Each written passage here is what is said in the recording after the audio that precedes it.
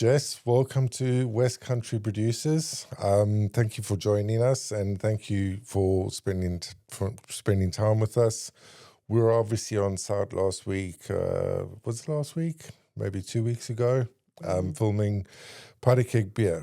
But do you want to tell the audience who you are and where you come from? So I'm Jess McGill. I'm one of the co-founders of Powderkeg Brewery, and we started in Woodbury, Salterton, which is just near the Greendale Farm Shop, just outside Exeter. And we started that in 2014. Amazing. And so I know a lot of people are very interested in the founder story. So tell me about your co-founder or co-founders, and how did it all begin? So it all began. It all began with me and my husband John. So he'd been a brewer for a number of years, working for other people, brewing traditional real ale, which there's lots of in Devon. And he had a vision for wanting to do something different. We'd both kind of discovered the craft beer thing that was happening and got really excited about all those different flavours. I'd never really liked real ale because it turns out me and British hops generally just don't get along. But when I tasted those other types of beer, I was like, oh, wow, this is great. And no one was doing it in Devon. So John quit his job and we came up with he worked really hard for a year on a business plan while we had small children and I was working part-time, and we're kind of juggling it all around, trying to get it together.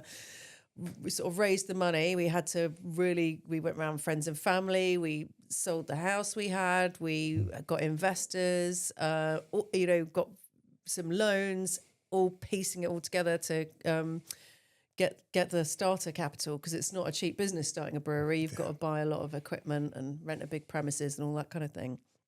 And then Powderkeg was born, and we didn't have a name for it. We were kind of working on another name that neither of us were totally sure of. And then one morning, John just sat up in bed and went, Powderkeg.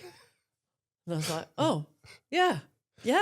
So where does that come from? Where does Powderkeg come from then? Well, we wanted to cast a little bit of rebellion into the mix, because we were a little bit sick of the old guard and the old way of doing things. We wanted to come and stir things up a bit. And we also wanted to rehabilitate the keg, because real ale just gets sold in cask, and that's all everyone was doing in Devon. And if it's managed properly, it's great. But we sat in a bar once and watched somebody get a bottle conditioned beer and tip the whole bottle just like that into a glass and hand it to the customer. And they went, is that meant to be like that? And the bar staff went, oh, that's how it comes. And it was like, oh, that's the trouble, isn't it? The end, like you don't have control over that end user or, the person who's serving it in that way. And with keg beer, you don't need to rely on is someone, managing their cask beer properly, because it arrives in the customer's glass exactly as it leaves the brewery. Yeah. So we kind of thought there's a bit of a opening here to rehabilitate the keg and say to people, this is, it tends to also be a little bit better carbonated, which again, I'm a big fan of. There was that reputation that English beer has abroad for being warm and flat, and we wanted to get to the opposite of that. Yeah. So me growing up in South Africa, mostly drank Pilsners and lagers. So coming over here, I thought I'd try ale, and it was warm and flat. And I'm like, wow. It's like, that doesn't make any sense to me. Yeah. You spoke a little bit about the rebellion and trying to do things differently. That you've done that since the beginning, haven't you? So when we started Powderkeg, it was a bit about our own rebellion, really. So we were just a bit sick of the push that seemed to be happening towards, achieving and working and striving and material goods. And it was really a reminder that, life is too short to just get sucked into someone else's idea of what it should be. And that we used to have a saying, which was there's beer to be drunk, pleasure to be had, and stars to look at. No, hang on. There's stars to look at, dreams to dream, and beer to drink. Yeah, Okay. it was something like that anyway. Yeah, that's amazing. Yeah, Dreams to follow. yeah, yeah. Because it's not all about making money and just trying to achieve or trying to accumulate. It's more about enjoying the journey along the way. Yeah, and what values do you have, and what do you want to stand for? You know, what has meaning to you, Yeah. rather than just how are you going to get by. Unfortunately, I think a lot of people are in survival mode now, a lot, which is a shame. But yeah, keep the dream alive, though. Yeah. I think it's tough when you're going through really difficult scenarios, but if you can appreciate what you have while you're going through it, that always makes a huge difference, doesn't it? It does, yeah. Yeah. And your background is also in music and in events as well, and that looks like it plays on the branding and the design of the cans and the products that you release. Tell us a little bit about your other part of your career in events and music. Oh, well, there's quite a lot of it to talk about. I started off being a DJ when I started off working in a record shop when I was, I think, 19, 18. And I started getting really into hip hop. So I would sort of buy all the records, take them home, and then started getting into funk and all kinds of things. And my friend said, you can't keep all this music to yourself. You've got to come and play it. Come and play it, DJ at my night. So I started there. So I did that for many years, and then after uni I started working for a record label in North London. It's called Finger Licking Records, which was breakbeat, nice niche genre, but it was kind of a bit on the up at that point. It was just after Big Beat with Fatboy Slim and everything like that, and it was based above a bar and record shop in Camden, so it was all kind of co-owned, so it was a really cool place to be. Yeah, it was there's always something going on and different DJs. We'd have all the big DJs coming in and out of the record shop, and I'd go down and give them promos, and it was really a lot of fun. And then I'd met John, and we decided we wanted to move to Australia. We wanted to move to Sydney together. We just sick of London. Like, what should we do? And I'd been over there a number of times with the record label.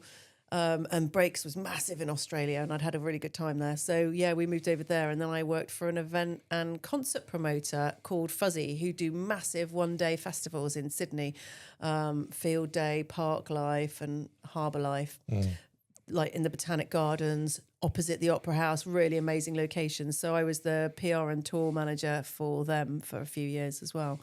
And all this time I was still DJing here and there as well. So, then I came back to the UK, and I did a couple of seasons working the festival circuits with a friend of mine called Malcolm, who ran an event, festival venue called the Pussy Parlour, which was at Glastonbury. And then one year we toured it around like 6 festivals in the summer. Then we took it to Brighton Fringe for a couple of years, and we ran a whole site in the middle of Brighton for a month. Yeah. That was mad.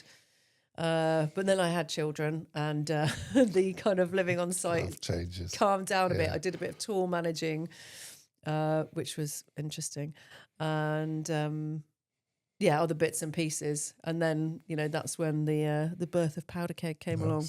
Cool. So I'm putting you on the spot here a little bit, but if Powderkeg was either artist, an album, or a song, what would that be? If it was an artist, that's tricky, because I could say Duchamp mixed with Dali, mixed with Jackson Pollock. I don't know. Yeah, something a bit amazing, a bit crazy. And so obviously you guys you create your own line of products, but then you also that's not all you produce at Powderkeg. So tell us a little bit about the other work you're doing for other breweries. Yeah, so we've got a contract brewing side, which has just been a kind of arm of Powderkeg so far, but we've now given it its own identity because it's kind of mushrooming at the moment, which is called Moko Brewing. And what we do is we contract brew, and there's several strands to that. So one is new product development, so people who want to bring a new type of product to market and they need help developing it. One of them is capacity. So people who have their own brewery, but they need more beer than they can currently make. So we help them top up their stores. And then there's also people who want to have own brand or white label products as well. And we work with them. Okay. So, and a lot of people want to start a brewery. Yeah. But as I said, it's big capital. Yeah, it's quite hard big deal to start it. So this is a good way in for a lot of people. So that's quite amazing because you are helping people create, I mean, you're helping startups be more effective and you getting more people in brewing and more people actually testing if this could work. Because without someone like you, they'd put all their capital into it and maybe it works, maybe it doesn't, but at least you're helping encourage that growth and stimulating that brewing economy, really. Yeah, that's right. And that kind of innovation. Yeah, absolutely. Yeah. Speaking about innovation, so you're doing a lot of looking at other products and testing new ranges. We had a real pleasure, Wes and I, of tasting some of your other beers from the Brewing Week. Indie Beer Week. Yeah, Indie Beer Week. Yeah, tell us a little bit about what's going on there.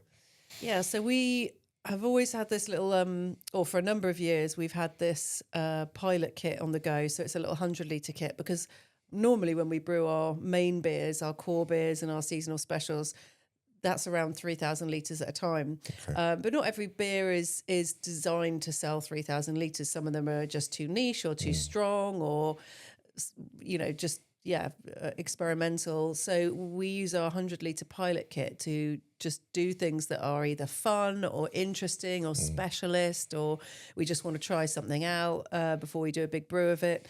And we put those into 750ml bottles and sell those as well through the website. And it just allows us to have that sort of playful creativity, innovate, try things out. And it's one for the sort of connoisseurs, the people who, some people are always after what's new, what's different, what can I try? So we've got our core range for those people who really want that reliable beer that they can turn to week in, week out. And then, you've got the kind of dopamine craft beer hunters who can get their fix as well. Yeah. So how often do you start with that and then create because that'll give you a lot of testing and experimentation and innovation. How often does that turn into a fully fledged beer that goes into the main bigger tanks? Yeah, from probably only several times really. I think because it's quite a significant thing to add a beer full time to our range. But we always test things out and tweak it. So sometimes it'll get 2 or 3 iterations in the pilot brew, and sometimes we'll release those commercially, and sometimes we won't. Just depends on what's going on. Yeah.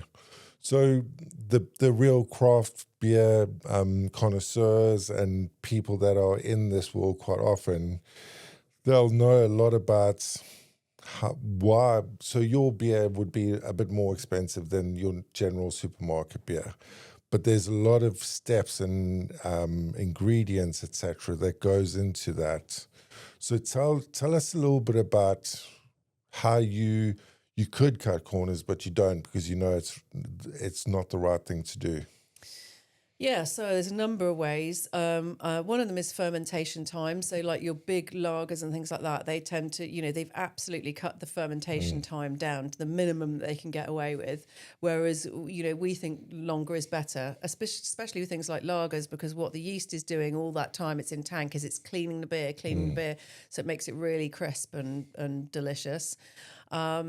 So that's one way we don't cut corners. We also do a multiple stage hopping process. Okay. So where and when you add the hops makes a big difference to the flavours that come out of them. So you have some in the boil, and how long you boil them for depends on how much bitterness you get out of them. And then you also have the dry hopping, which is once it's in the FVs, fermenting vessels, and you can add those in at various stages and you will get different aromas and hop compounds releasing depending on how long they are in those tanks. Yeah. So again, you kind of add them in stages, a bit like if you can imagine cooking with herbs. If you add basil to your pasta sauce right at the beginning and cook it for ages, it will probably bring out those sort of slightly more bitter herb notes, whereas ones that you add right at the end will have those much more sort of delicate floral aromas. Yeah, So yeah. that's how it works. And it creates, I know because I've tasted them, it creates a real depth of flavor and real, it's a lot more complex than buying a off-the-shelf supermarket beer, really, doesn't it? I like to think so. I hope to think so, yeah. And that's it. Those supermarket beers, they are good value for money, but you get what you pay for. Yeah. And usually they, the way they get the price down to those levels is by cutting the corners. They're using, you know, less hops, and they're probably a less complex process and for a shorter time. Yeah. And all of those things, you know, you can taste the difference. Yeah, yeah. So your beers, your cans especially, stand out massively on the shelves. You've got some pretty incredible illustrations on there. Tell us a little bit of how that came about, and what inspired those. Yeah, I love the illustrations. They're done by a friend of mine called Jem Panufnik. So he's an illustrator who mostly works in like music, in record sleeves and logos and things like that. So I used to work with him back at the record label Finger Licking I worked at when I was in London. And he would design all these really cool album sleeves. And when we said we were starting a brewery, he was like, oh, I've always wanted to do a beer label. Let me do it. So the first iteration of the branding we had was by him as well, which was really different. And it was really cool. It had this sort of funky PK Powderkeg shield. But ultimately we decided we needed a rebrand that looked a little bit more in keeping with our level of expertise, because it was we loved the sort of like wobbly homemade thing, but it was a bit too far in that direction. So then we got him to do this rebrand where also then he was doing specific illustrations for each beer that really brought the kind of story and the thought process behind each beer to life. And we went through this really long, torturous process, but at the end of it, he produced these artworks and we were just like absolutely blown away, just stunning. And the Speakeasy cans speaks a lot of that, and a lot of people don't know the reason why it's called Speakeasy. Can you tell people a little bit about that? Yeah, so Speakeasy isn't actually named after a late night drinking den. It's actually about putting the world to rights. It's about the different ways that people come together and talk, and how good that is for us, whether you're having a laugh with your friends, sharing a problem, brainstorming ideas, you know, just catching up with people. It's all really important to us as social beings, and really we're kind of like, it's a bit of an homage to the pub as well. Sure. That kind of like, you know, just meet up for a pint and have a gin wag and have a laugh and put the world to rights. Yeah. So you guys have been going for quite some time now. Can you, when I used to run a business, I still remember milestones along that journey that I think I'll remember forever. Can you remember some of the things that might have happened, or some of the milestones along the way that you think, I'll never forget that? Well, the one that really springs to mind is that the first day the tanks came in. Obviously, it was getting the keys to the unit, and it was this big empty unit, and we had to build stuff in it. But then when the tanks came in, that was a big deal, because we had to get the farmer who's on the farm next to the unit with his special I can't remember what they're called, the extending forks, and to sort of lift them off this truck. And each of these vessels was, you know, all our money is in these vessels. We're like, don't drop it, and he had to lift it up and bring it into the brewery, you know, high enough that it's not going to hit the ground, low enough that it's not going to hit the entranceway. And that was really nerve-wracking, and getting them upright. And it was very exciting. But yeah, we were all very relieved once they were in place. Amazing. That was a big milestone. Yeah, and of course the other one was the first time that we actually had the beer in our hand to drink. The first time we actually sold pints was, at that point our children were at Topsham School and we were involved in helping run the school summer fete. So we said, all right, so that's the first pints of Speakeasy that were ever sold, was at the school fete. And then we had our launch party a couple of weeks later. Okay. So tell us about, the current climate, financial climate, is hard for every business. I think is difficult to make money. It is difficult to pay staff and make a really good profit. You guys are in the food and drink industry, which is arguably one of the more tough ones, and also within hospitality, you produce a product that goes into hospitality.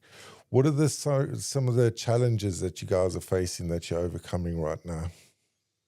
Yeah, there's always a lot of challenge. I think the last 5 years have been challenge after challenge, unfortunately. I think one of them is just independent businesses who are really our lifeblood, because they're the main ones that stock us. They're really struggling, and if they struggle, we struggle, and it's just all those rising costs, and there's a limit to how far they can put their prices up and still get people along. But sure. I think I've seen really good businesses that are really successful and popular go under just because of the numbers game just can't make it add up. Yeah. So, we need some more government support in that respect, I think.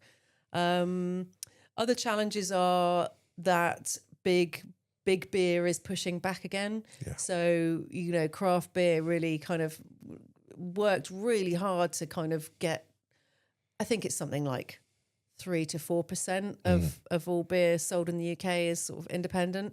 And then obviously big beer kind of slightly ruined craft beer by pretending everything they were doing was craft when it wasn't. And now they're kind of pushing back and eating back into the kind of territory that have been carved out. So that's always a challenge as well. Yeah.